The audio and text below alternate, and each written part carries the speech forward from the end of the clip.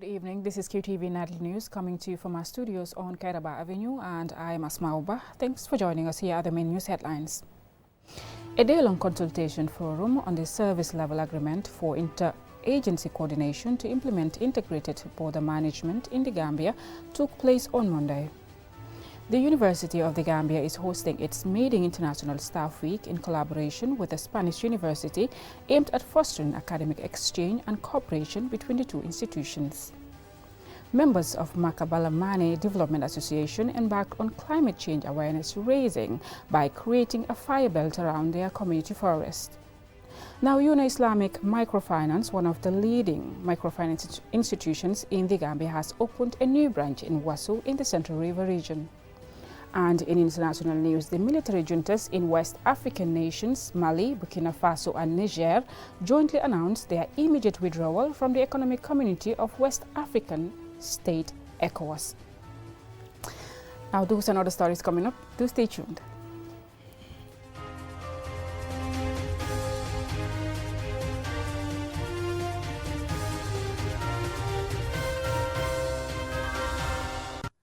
Now, thank you for joining us. A day-long consultation forum on the service level agreement for interagency coordination to implement integrated border management in the Gambia took place on Monday. Mumudu Gajaga attended and he now reports. The workshop mainly focuses on integrated border management, IBM, in the Gambia with several stakeholders from the Gambia Immigration Department, the Gambia Police Force, the Gambia Revenue Authority and the Prison Service, amongst others. Participants were asked to scrutinize the service level agreement draft document for their inputs so it can be a guiding tool. Mark Lynch is the Senior Border Management Advisor, DCAF Banjul Office. An essential element of the ongoing programme is the development and the operationalisation of an integrated, inclusive border management system for the Gambia. So many of you will already have been involved in the activities undertaken to date. The initial 3 consultation workshops, the comprehensive data collection process undertaken throughout the regions, where we interviewed stakeholders at the actual border crossing posts to inform the development of an IBM concept tailored to the Gambia. As part of the Gambia's security sector reform, SSR, integrated border management, IBM, is seen as an important component in achieving border security through collaboration in combating irregular migration, organized crime and drug trafficking. Mark Lynch says working in collaboration with different units could help strengthen border security.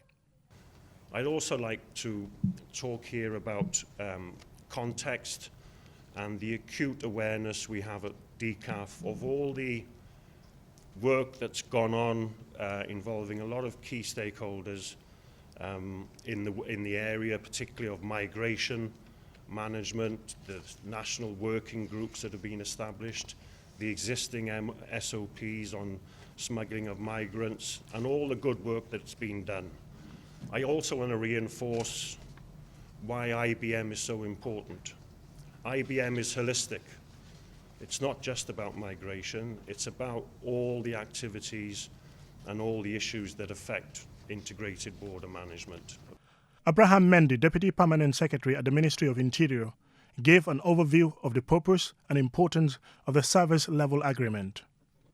We designed and developed IBM concept and the implementation plan for the Gambia in September 2023 and conducted a stakeholder workshop to review the IBM concept and the implementation plan in October 2023. A validation workshop was held on IBM concept and implementation plan the same October 2023, and the IBM concept and implementation plan was launched in November 2023, November 3rd. One of the main purposes of SLA sets out the terms and conditions for cooperation, coordination to implement integrated border management, IBM, between the security and border management stakeholders. Mumudu Gajaga, QTV News. The University of the Gambia is hosting its maiden International Staff Week in collaboration with the Spanish University. This event is aimed at fostering academic exchange and cooperation between the UTG and its partner university in Spain. Mumudalamin Choi has more. Ryan University is a valuable partner of the University of the Gambia, offering opportunities for student and staff exchange through the Erasmus Plus program. Jose Ignacio Jimenez Gonzalez, the Vice Rec of Internationalization of the University of Jaén, and Professor Herbert Robinson, the Vice Chancellor of the University of the Gambia, outlined a strong academic cooperation between the two universities. The flow of mobility within the frame of Erasmus KA 171 with the University of the Gambia consists of 20 exchange students, 10 students during the first semester, 10 students during the second semester, and 10 staff traveling to Jaén during the present academic year. If we add the 24 outgoing mobilities executed within the frame of this staff week, that makes the University of the Gambia the partner with the highest number of incoming and outgoing mobilities from Africa, and among the top 3 ranking considering all the continents for the University of Jaén. Ladies and gentlemen, the two institutions are working on other initiatives to deepen our collaboration, such as research collaboration, academic fellowships, and long-term staff academic exchange. All of these components are necessary. These achievements are testaments that our relationship is working and is getting stronger, because there are clear benefits to our staff and our students. On behalf of the entire University of the Gambia community, I seize this opportunity to thank the University of Jaén for their valuable support. More than 20 delegates from the Spanish University of Jaén are in the Gambia for this International Staff Week, jointly hosted by the University of the Gambia. This visit will allow the Spanish university representatives to interact and exchange transformative knowledge on international development cooperation for a life-changing academic exchange between the students and staff of the two universities. Violeta Insa Sandoval, a representative from the Spanish Embassy in Dakar, and Lamin Sise, Director of Planning of the Gambia's Ministry of Higher Education, talk about the significance of this event. In this week of internationalization, we will explore different ways to strengthen academic cooperation. We will witness the enormous potential of synergies between both universities. And I hope these opportunities will be boosted and increased in the coming years. As you engage, that is the staff of the University of the Gambia and your distinguished guests from the European counterparts, over the coming days, I urge you to recognize the power you collectively possess to help shape the future of education and to respond to global challenges. In a highly globalized world and as an essential part of education, academic exchange programs have evolved to be crucial drivers of personal development, global understanding, and academic performance of students around the world. This is what the University of the Gambia and Spanish University of Jaén anticipate to strengthen their growing academic cooperation. Mahmoud Lamin Choi, QTV News. Members of Makabalamane Development Association embarked on climate change awareness raising by creating a fire belt around their community forest to protect flora and fauna. Don Williams visited the village and he now reports. Makabalamane is in Ruan-Nyomi, North Bank region, and is located about 6 kilometers from Dugukebe. This annual event is to prevent bushfires from reaching the forest.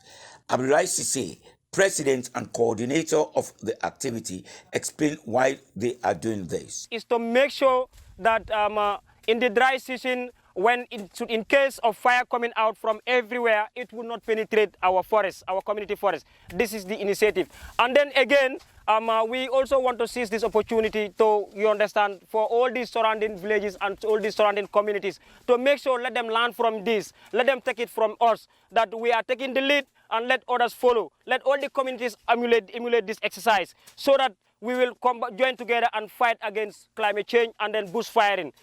Umang Mane is the alcalde of the village. Why don't gis ne alibi yakku bi moy yakku at yi ñu gis ne liñ ko mëna aré rek. We notice that the trees are being burnt every year. That's why we came together as citizens to prevent that from happening. Fatou Jallo is a resident of the village.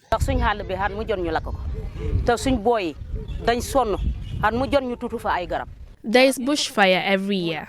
Our youths are tired of planting trees every year only for them to be destroyed by fires. That is a big challenge to us because trees are important in our lives. That is why the villagers came to plant more trees and protect them as well.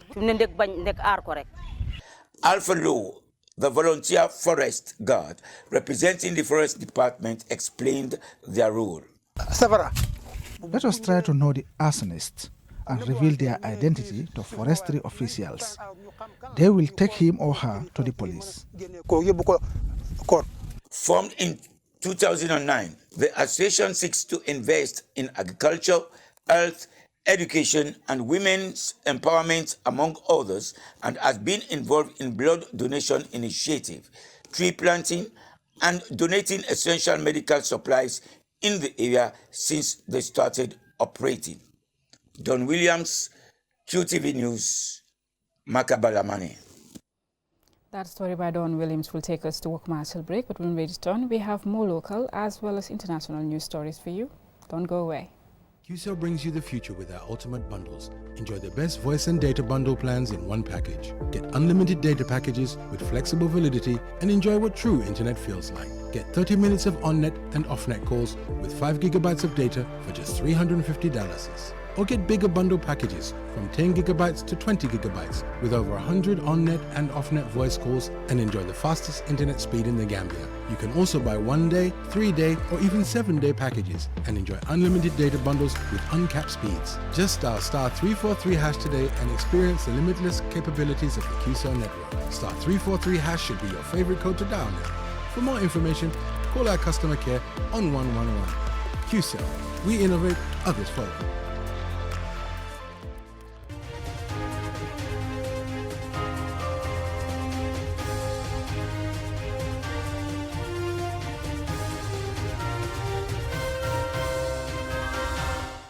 Welcome back. If you're just tuning in, you're watching QTV News and I'm Asma Uba. UNA Islamic Microfinance, one of the leading microfinance institutions in the Gambia, has opened a new branch in Wasso in the Central River region, making it the 12th branch nationwide. Babukar Sise reports. Wasso is in Nyanya district of the Central River region. According to residents, the opening of this new microfinance branch will help facilitate their financial transactions. Yankuba Mambure, the managing director of Yona Islamic Microfinance, highlights the importance and advantages of banking with Yona Islamic Microfinance. Banking is very important. One important thing that it helps to facilitate is the safekeeping of your money. We save the money against loss from theft, loss caused by fire or burglary, and other means. Aside from that, by opening these branches and growing around the country through your support, we are also creating employment. One important thing that we do at Yona Islamic Microfinance is affording or bringing to you the ability to get loans. Loans that are reasonable, because we are not just a financial institution, but we are an Islamic financial institution. Whatever product we have, however we operate, we make sure we do it according to Sharia. Mr. Mambure further spoke about how Yona Islamic Microfinance is impacting communities and the economy.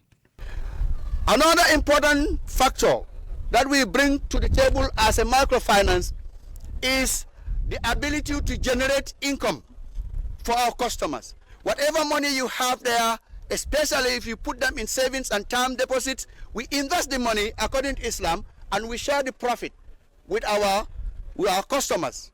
We are a group. The enterprise is bringing you foodstuff, which is needed. The Forex is making payments on your behalf, receiving payments on your behalf, and making available needed foreign exchange. Yona, definitely, you all know, is owned by Gambians, is managed by Gambians. As a result, our money doesn't go anywhere, it stays in the country.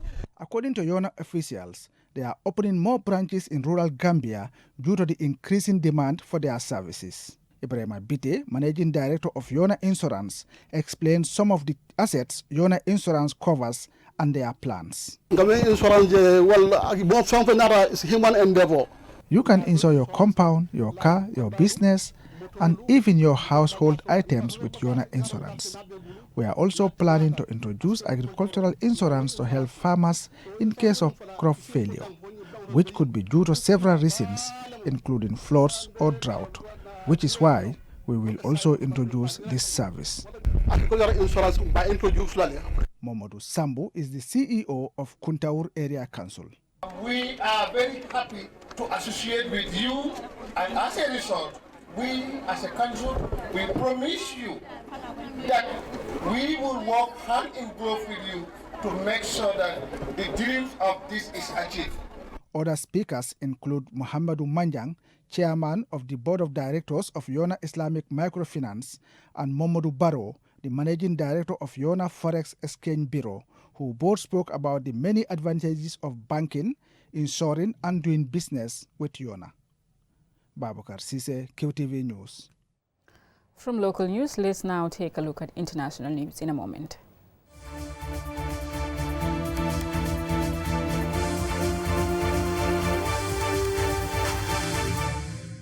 The military juntas in West African nations, Mali, Burkina Faso and Niger, jointly announced their immediate withdrawal from the Economic Community of West African States, ECOWAS, on Sunday. The juntas accused the regional bloc of becoming a threat to member states. Juldinjai has more. The juntas accused the regional economic bloc of imposing humanitarian sanctions aimed at reversing recent coups in their respective countries. The joint statement, broadcast on state television in all three countries, alleges that ECOWAS had deviated from the ideals of its founding fathers and Pan-Africanism after nearly 50 years of existence. They contend that ECOWAS, influenced by foreign powers, had become a threat to its member states and their populations. The bloc had faced challenges in recent years as it strives to address coup incidents in the region and ensure the equitable distribution of natural resources. The juntas did not provide details on how the withdrawal process would unfold, and neither has ECOWAS for the time being. The regional bloc, which recognizes only democratic governments, has faced previous challenges to its authority, with its regional code ruling last year that juntas lack the power to act on behalf of their nations in place of elected governments. This announcement follows a series of events that heightened political tensions in West Africa, including a coup in Niger last year. The three nations, Mali, Burkina Faso, and Niger, recently formed a security alliance and ended military ties with France and other European nations, turning instead to Russia for support. The joint junta statement criticizes ECOWAS for failing to assist the countries in addressing existential threats like terrorism, a common reason cited by militaries for the coups. ECOWAS said in a statement that it had not been notified of the country's decision to quit the bloc. Its protocol provides that withdrawal takes up to 1 year to be completed. Burkina Faso, Niger and Mali remain important members of the community, and the authority remains committed to finding and negotiated solutions to the political impasse, it said. On Friday, Niger tried to mend its ties with ECOWAS by inviting its representatives to the capital Niamey, but only representation from Togo showed up, according to Al Jazeera. There is bad faith within this organization, according to Ali Mohammed Lamin Zaid, Niger's army-appointed prime minister. On Nigerian state television, the interim prime minister displayed the landing permits for all the expected flights and showed photos of the junta leader meeting Togo's president, Faure Gnassingbe. The French military withdrawal and economic sanctions on already fragile economies have heightened concern that armed groups could spread southwards towards the relatively stable coastal countries of Ghana, Togo, Benin, and Ivory Coast. West Africa recorded more than 1,800 attacks in the first 6 months of 2023, resulting in nearly 4,600 deaths and creating a dire humanitarian consequences. According to an ECOWAS top regional official, this was just a snippet of the horrendous impact of insecurity. Following the joint junta announcement, a working session was convened, which featured a Burkinabe and Malian ministerial delegation led by the Minister of State, spokesman of the Malian government, Abdoulaye Maïga, around Prime Minister Ali Mahaman Lamine Zaid, and in the presence of several members of the Nigerian government. In Niger, state television also saw a walk and motorbike ride in support of the decision to withdraw from ECOWAS. Imams and priests were also shown on television, telling the people of Niger to resist what was described as foreign intellectual interference. The channel also showed Nigerian citizens rejoicing at the announcement and condemning of ECOWAS. For QTV News, I am Julde Yai. Also in international news, a High Court judge in Kenya has barred the country from deploying 1,000 police officers to Haiti to lead a UN-backed multinational force to restore security in the Caribbean nation. The ruling comes amidst public outrage and opposition over government's pledge to send its police to Haiti. And Subare Sonyasi tells us more. The State Department had pledged $100 million in October to support a multinational force in Haiti, after the UN Security Council voted to approve it to help suppress gang violence in the island nation. In a sign of friendship to the violence-engulfed Haiti, Kenya volunteered to lead multinational troops and got necessary approvals from its cabinet and parliament. But following widespread public opposition to the move, Kenyan politician Ekuru Aukot led a legal challenge to the planned deployment in court. Terming it unconstitutional, the High Court ruling agreed with him. In his ruling on Friday, High Court Judge Chacha Miwita said President William Ruto and his National Security Council do not have the authority to send police officers to Haiti or any other country under Kenyan law, adding that the long-delayed deployment under a deal bankrolled by the United States contravenes the Constitution and the law and is therefore unconstitutional, illegal and invalid. He also maintained that Kenya does not have any such agreement with Haiti, which questions the legitimacy of such move under Kenyan law. Martin Kimani, Kenya's UN representative, Thursday told the Security Council that his country has made substantial progress, including taking legal, administrative steps in its preparation for the Haiti mission, and was awaiting the outcome of Friday's ruling. And now that the court has ruled against such move, analysts now question the possibility of having a multinational force in Haiti to help quell ongoing gang violence, which is said to have risen by more than 100% last year, with over 8,000 victims documented according to UN data. Meanwhile, it remains unclear whether the Kenyan government will appeal the ruling or the extent to which or whether the domestic legal battle could complicate the deployment of the multinational force to Haiti. Ansmane Sonyasi for KTV News. Well, I'm afraid that's all we have for you, but before we go, a recap of our main news headlines. A day-long consultation forum on the service-level agreement for inter-agency coordination to implement integrated border management in the Gambia took place on Monday. The University of the Gambia is hosting its maiden International Staff Week in collaboration with a Spanish university aimed at fostering academic exchange and cooperation between the two institutions. Members of Makabalamane Development Association embarked on climate change awareness raising by creating a fire belt around their community forest to protect flora and fauna. Now, Yuna Islamic Microfinance, one of the leading microfinance institutions in the Gambia, has opened a new branch in Wasu in the Central River region, making it the 12th branch nationwide. And in international news, the military juntas in West African nation Mali, Burkina Faso and Niger jointly announced their immediate withdrawal from the Economic Community of West African States, ECOWAS. That's all we have for you on this news bulletin. Join us tomorrow for more news. Thanks for watching and have a great evening.